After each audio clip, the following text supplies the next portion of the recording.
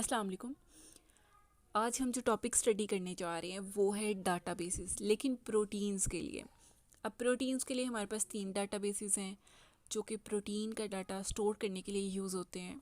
तो पहला है primary databases, secondary databases, specialized या टर्शरी डाटाबेसेस भी इसे कह सकते हैं। अब वन बाय वन हम इन सब को जो है वो डिस्कस करेंगे। तो पहले हम देखते हैं सबसे प्राइमरी डाटाबेसेस। प्राइमरी डाटाबेसेस अपने नेम से ही रिप्रेजेंट कर रहा है कि इसमें जो डाटा है वो रॉ फॉर्म में होगा। तो इसमें डाटा जो है वो कहाँ से आता है कि न्यूक्लियोटाइड जो सीक्वेंसेस हैं उनकी कंसेप्चुअल ट्रांसलेशन से जो प्रोटीन सीक्वेंसेस को डिटरमिन करते हैं, मतलब ऑब्जर्व करते हैं, उनको पुट किया जाता है प्राइमरी डाटाबेस में। अब ये वाली जो इन्फॉर्मेशन है ये एक्सपेरिमेंटली ड्राइव नहीं है, सिर्फ डिटरमिन है, ऑब्जर्व्ड इन्फॉर्मेशन है। अब ये यहाँ तो ये वाले प्रोटीन रिजल्ट हो सकते हैं न्यूक्लियोटाइड के सीक्वेंसेस में कोई चेंजेस की वजह से। अब इन्हें क्योंकि हमें पता है कि ये कंसेप्चुअल ट्रांसलेशन से, ये ऑब्जर्वेशन की बेस पे हमें इन्हें प्रोटीन का है, तो इसे हम लोग कॉन्टीन्यूसली इस तरह ट्रीट करते हैं कि इसमें पोटेंशियली जो है वो कोई मिस इंटरप्रेटेड इन्फॉर्मेशन हो सकती है।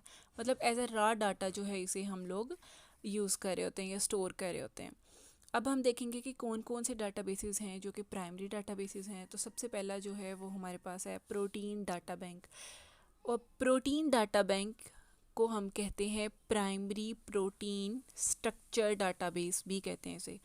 प्रोटीन डाटा बैंक कहते हैं या primary protein structure data bank base भी कहते हैं। अब इसको हम लोग, दूसरा नाम इसका है क्रिस्टलोग्राफिक डाटाबेस, क्योंकि क्रिस्टलोग्राफिक टेक्निक को हम यूज़ करते हैं किसी भी 3 डायमेंशनल जो लार्ज बायोलॉजिकल मॉलिक्यूल है उसका स्ट्रक्चर डिटरमाइन करने के लिए। तो इसलिए इसे हम लोग कहते हैं क्रिस्टलोग्राफिक डाटाबेस भी कहते हैं। अब 3 डायमेंशनल स्ट्रक्चर जो है वो या तो प्रोटीन्स के हो सकते, प्राइमरी डाटा बैंक जो है वो स्टोर करते हैं। अब इसमें जो प्राइमरी डाटा बैंक में डाटा है वो कहाँ से ऑब्टेन हो रहा है, उसके 3 सोर्सेज हैं। पहला है एक्सरे क्रिस्टलोग्राफी, क्योंकि एक्सरे क्रिस्टलोग्राफी से हम 3 डायमेंशनल जो स्ट्रक्चर है किसी भी मॉलिक्यूल का जो स्ट्रक्चर है वो हम डिटरमिन करते हैं। और एनएमआर या न्यूक्लियर मैग्नेटिक रेजोनेंस एक ऐसी टेक्निक है जिसके थ्रू हम न्यूक्लियाई की पोजीशन को आइडेंटिफाई करते हैं एटम में। और मॉलिक्यूलर मॉडलिंग, ये 3 जो सोर्सेज हैं प्राइमरी डाटा बैंक के डाटा के। इसके बाद जो हमारे पास दूसरा प्राइमरी डाटाबेस है वो हमारे पास है PIRPSD, मतलब protein information resource and protein sequence database. अब अब ये हमारे पास एक कोलैबोरेटिव एंडेवर है या कोलैबोरेटिव वर्क है प्रोटीन इंफॉर्मेशन रिसोर्सेज का। अब वो कौन से प्रोटीन 2 इंफॉर्मेशन रिसोर्सेज हैं जिनके दरमियान ये कोलैबोरेशन है? MIPS और JIPID। MIPS जो है ये म्यूनिक, जर्मनी का एक सिटी है। Munich information centre for protein sequence Germany, Munich information centre for protein sequence Germany. और Japan international protein information database Japan. इन दोनों के दरमियान ये कोलैबोरेटिव एंडेवर है। ठीक है, इन दोनों के दरमियान किस चीज़ का कोलैबोरेटिव एंडेवर है? प्रोटीन की इंफॉर्मेशन के ये दोनों रिसोर्सेज हैं, तो इनके दरमियान जो है ये कोलैबोरेशन है।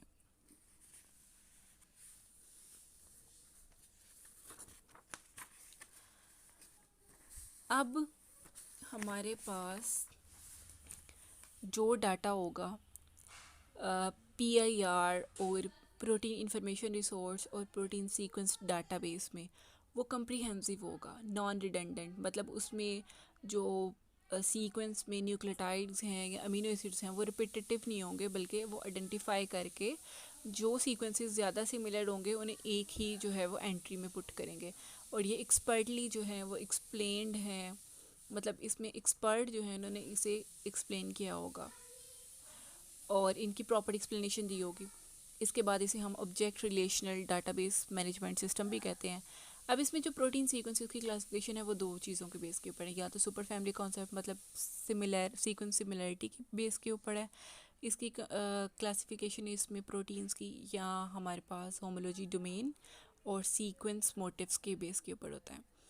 अब डोमेन्स ऐसे 3 डायमेंशनल स्ट्रक्चर्स होते हैं जो कि इंडिपेंडेंटली फंक्शन भी परफॉर्म कर सकते हैं, और मोटिव्स जो हैं ये हमारे पास सेकेंडरी स्ट्रक्चर्स ऑफ प्रोटीन्स कहते हैं कि कह सकते हैं, क्योंकि ये अपना इंडिपेंडेंटली जो फंक्शन है वो परफॉर्म नहीं कर सकते। अब इसके बाद जो लास्ट मेथड है प्राइमरी डाटाबेसेस का, या जो कि प्राइमरी डाटाबेसेस के तौर पे यूज़ होता है, वो हमारे पास है स्विस प्रॉट। अब स्विस प्रॉट जो है ये protein information resource, protein sequence database की तरह ही क्यूरेटेड या well explained protein sequence database है, क्योंकि ये भी बहुत ज़्यादा एक्सप्लेनेशन जो है वो प्रोवाइड करता है। इसमें भी बहुत ज़्यादा इन्फॉर्मेशन है। इन्फॉर्मेशन किस चीज़ की? सीक्वेंस के रिगार्डिंग ही होगी इन्फॉर्मेशन। तो इसमें जो हर एंट्री में जो डाटा है वो कोर डाटा होता है, और इसके साथ साथ एनोटेशन या बहुत ज़्यादा एक्सप्लेनेशन भी है। अब कोर डाटा जो है उसमें क्या होता है कि जो सीक्वेंस हैं उनको हम एंटर करते हैं, बजाय कि पूरे सीक्वेंस के एक single letter amino acid code होंगे। जैसे कि कोई लगा लें एक जो है वो हम सिंबल रिप्रेजेंट करा होगा एक पूरे सीक्वेंस को, इसके साथ साथ उसका रिलेटेड रेफरेंस होगा, और बिब्लियोग्राफी के बुक्स के रेफरेंस और लिस्ट होगी बुक्स की पूरी, जहाँ से हमने ये डाटा जो ऑब्टेन किया है, और इसके बाद ऑर्गेनिज्म की टेक्सोनॉमी होगी जहाँ से ये हमने ऑब्टेन किए हैं। तो ये सारे थे हमारे पास डाटाबेसेस, कौन से? प्राइमरी डाटाबेसेस प्रोटीन सीक्वेंसेस के लिए। अब हम देखेंगे सेकेंडरी डाटाबेसेस कौन से हैं प्रोटीन्स के लिए। जिस तरह हमने देखा था प्राइमरी डाटाबेसेस जो हैं वो कौन कौन से हैं प्रोटीन्स के लिए, तो सेकेंडरी डाटाबेसेस में हमारे पास जो हैं वो 3 है बेसिकली। पहला हमारे पास है प्रोजाइट, प्रिंट्स, MSC, पेप।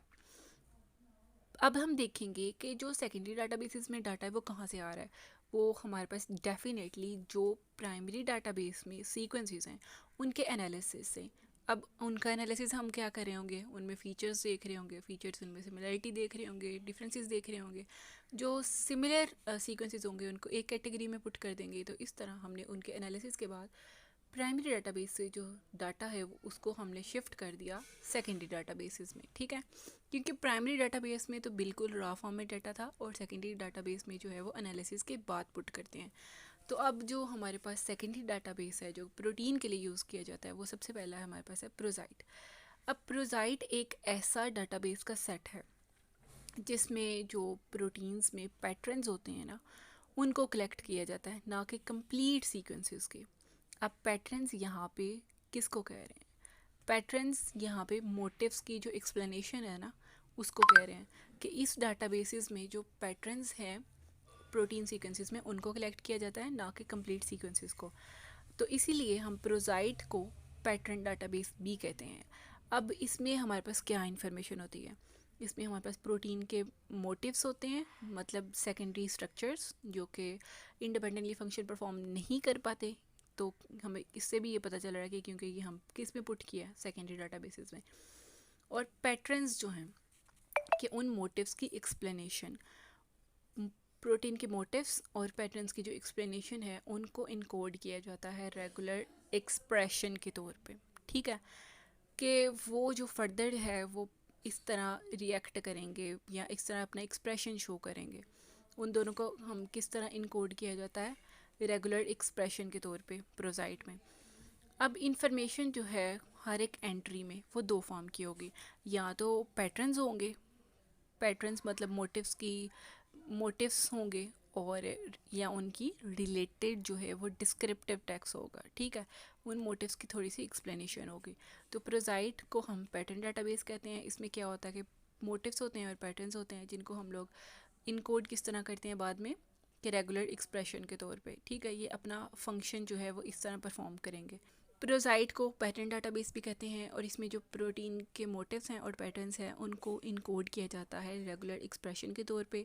इनमें जो डाटा है वो 2 फॉर्म में होगा, या तो पैटर्न्स होंगे और या हमारे पास होगा रिलेटिव डिस्क्रिप्टिव टेक्स्ट। अब हम देखेंगे कि जो सेकंड हमारे पास डाटाबेस है सेकेंडरी प्रोटीन डाटाबेसेस के लिए, वो हमारे पास है प्रिंट्स। अब प्रिंट एक ऐसा डाटाबेस है जिसमें प्रोटीन्स पैटर्न्स जो हैं वो स्टोर हो रहे होते हैं फिंगरप्रिंट्स के तौर पे। अब हमने पीछे देखा था कि जैसे कि मोटिव्स हैं और उनकी एक्सप्लेनेशन है, उसको हम लोग कंसीडर कर रहे थे रेगुलर एक्सप्रेशन के तौर पे। लेकिन यहाँ पे जो फिंगरप्रिंट्स हैं वो या तो सेट ऑफ मोटिव्स हो सकते हैं या पैटर्न्स, ठीक है। अब पैटर्न्स का ये मतलब है कि मोटिव्स की जो एक्सप्लेनेशन थी, तो इसमें हम लोग किसी एक चीज़ को जो है वो एज अ फिंगरप्रिंट जो है वो कंसीडर कर रहे होंगे। तो इसमें जो इन्फॉर्मेशन है प्रिंट्स में वो 3 सेक्शंस में डिवाइडेड है, entry name, session number and number of motifs, ठीक है। तो हम वन बाय वन जो है वो तीनों सेक्शंस को देखेंगे। अब फर्स्ट सेक्शन की अगर बात करें तो फर्स्ट सेक्शन में हमारे पास जो है वो क्रॉस लिंक्स होते हैं उन डाटाबेसेस के साथ जिनमें फैमिली की करेक्टराइजेशन के बारे में जो है वो ज़्यादा इन्फॉर्मेशन होती है। अब अगर सेकंड सेक्शन की बात करें तो इसमें एक टेबल जो है वो प्रोवाइड किया जाता है जो कि शो कर रहा होता है कि कितने जो मोटिव्स हैं या सेकेंडरी सीक्वेंसेस हैं जो फिंगरप्रिंट्स बना रहे हैं, और ये जो मोटिव्स या फिंगरप्रिंट्स हैं ये कितनी सीक्वेंसेस में अकर हो रहे हैं फैमिली में। अब जो लास्ट सेक्शंस है ना, उसमें हमारे पास एक्चुअल नंबर ऑफ़ मोटिव्स कह सकते हैं या पैटर्न कह लें या फिंगरप्रिंट्स हैं, वो होंगे जो कि मल्टीपल सीक्वेंस की अलाइनमेंट के बाद जो है ऑब्टेन हुए हैं।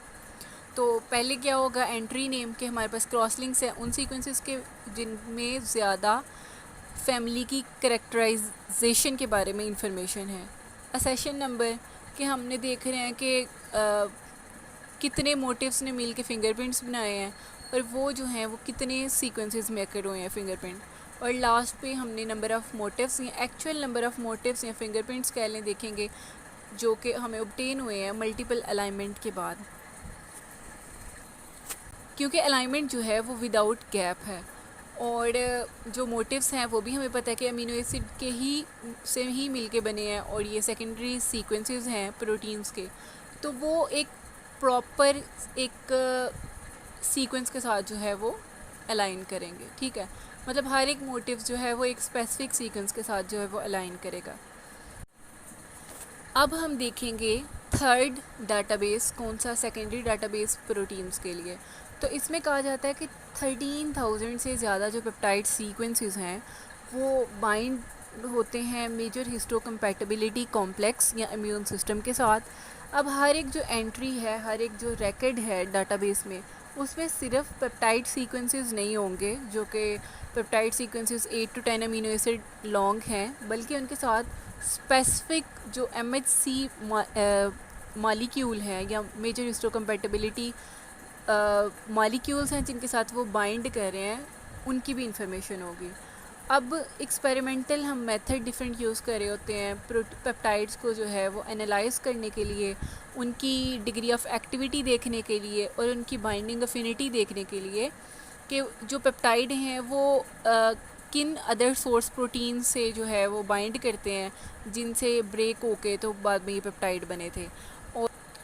और हम पेप्टाइड्स की जो है वो पोजीशन देख रहे होते हैं जहाँ पे जो है MHC मॉलिक्यूल्स के साथ ये बाइंड करते हैं, और इसके साथ साथ रेफरेंसेस होते हैं और डिफरेंट क्रॉस लिंक्स होते हैं इंफॉर्मेशन के। तो ये हमने 3 देखे हैं सेकेंडरी डाटाबेसेस प्रोटीन के लिए। पहले हमारे पास था प्रोजाइड जिसमें डाटा स्टोर होता है पैटर्न्स की फॉर्म में। इसके बाद हमने देखा था प्रिंट्स, तो इसमें हमारे पास डाटा स्टोर होता था फिंगरप्रिंट्स की फॉर्म में। MHC पेप जो है इसमें यह है कि पेप्टाइड्स जो मॉलिक्यूल्स हैं वो बाइंड हैं मेजर हिस्टोकम्पैटिबिलिटी कॉम्प्लेक्स के साथ। अब हम देखेंगे स्पेशलाइज्ड डाटाबेसेस कौन से हैं। अब लास्ट पे है स्पेशलाइज्ड डाटाबेस, तो ये अपने नाम से रिप्रेजेंट कर रहे हैं कि इनमें जो इन्फॉर्मेशन है वो हाई डिग्री ऑफ कंप्लीटनेस के साथ होगी। तो फ्लाई बेस्ड डाटाबेस है स्पेशलाइज्ड डाटाबेस में। इसमें तो बहुत सारे वैसे डाटाबेसेस हैं क्योंकि इसमें जो इन्फॉर्मेशन है वो कंप्लीट जीनोम के बारे में होती है, मतलब ऑर्गेनिज्म के कंप्लीट जीनोम के बारे में। तो यहाँ पे हम जो डिस्कस करेंगे वो 2 डाटाबेसेस को डिस्कस करेंगे। एक है फ्लाई बेस्ड डाटाबेस और एस डाटाबेस। तो फ्लाई बेस्ड डाटाबेस जो है वो अपने नेम से रिप्रेजेंट कर रहा है कि इसमें एक फ्लाई का जो है वो इंटायर जीनोम है। अब वो फ्लाई हमारे पास है फ्लाई ड्रोसोफिला मेलानोगास्टर, और इसका जो इंटायर जीनोम का डाटा है वो हाई डिग्री ऑफ कंप्लीटनेस और क्वालिटी के साथ जो है वो स्टोर होता है। एस डाटाबेस की अगर बात करें तो इसमें ना सिर्फ सीक्वेंसेस की इंफॉर्मेशन है, बल्कि इसके साथ साथ जेनेटिक मैप और फिनोटिपिक इंफॉर्मेशन भी होती है सी एलिगेंस नीमाटोड वॉर्म्स की। मतलब सी एलिगेंट नीमाटोड वॉर्म्स का जो स्पेशलाइज्ड डाटाबेस है वो है एस डाटाबेस। तो इसमें सिर्फ सीक्वेंस की इंफॉर्मेशन नहीं है, बल्कि इसके साथ साथ जेनेटिक मैप और फिनोटिपिक इंफॉर्मेशन भी है। तो थैंक्स फॉर वाचिंग। आज हमने देखा है प्राइमरी डाटाबेसेस प्रोटीन्स के लिए, सेकेंडरी डाटाबेसेस प्रोटीन्स के लिए और स्पेशलाइज्ड डाटाबेसेस प्रोटीन्स के लिए। तो अगर आपको लेक्चर पसंद आया तो अपने फ्रेंड्स के साथ भी ज़रूर शेयर करें, और अगर आपको कोई भी नोट्स चाहिए तो आप इस कॉन्टैक्ट नंबर पे कांटेक्ट कर सकते हैं व्हाट्सएप पे, और कोशिश करें कि संडे को जो है वो टेक्स्ट करें, तो इंशाल्लाह आपको नोट्स मिल जाएंगे। Thank you.